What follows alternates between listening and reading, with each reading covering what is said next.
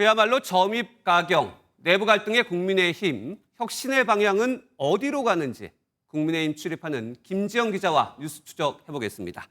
김 기자, 친윤, 그러니까 정확히는 권성동, 권영세 의원하고 안철수 의원, 그러니까 보는 것처럼 왜 싸우는 겁니까? 네, 안철수 의원이요. 이 혁신위원장직을 내려놓은 이유를 두고서 정반대의 주장을 펼치고 있습니다. 네. 권성동, 권영세 의원은 당대표 출마를 위한 수단으로 직을 이용했다고 비판하고 있고요.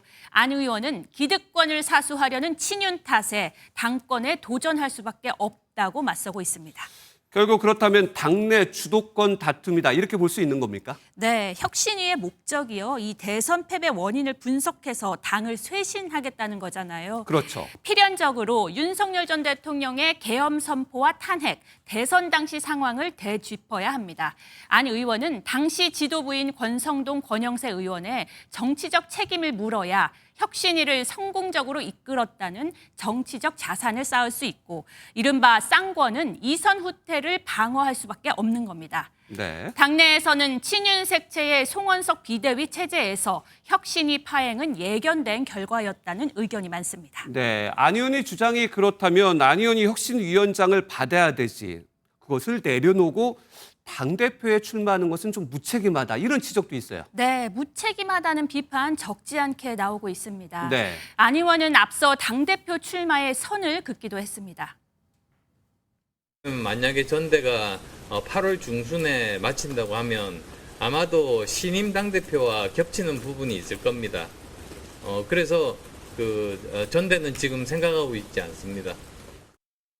계엄과 탄핵 문제를 정리해야 한다는 의원들조차도 특정인을 겨냥한 쇄신안은 부적절했다. 당을 위해서 어떻게든 혁신위를 이끌어야 했다고 비판했습니다. 네, 전당대회는 생각하지 않고 있다고 얘기했던 안 의원이 결국 당대표 출마를 한다는 것은 승산이 있다 이런 판단을 내린 겁니까?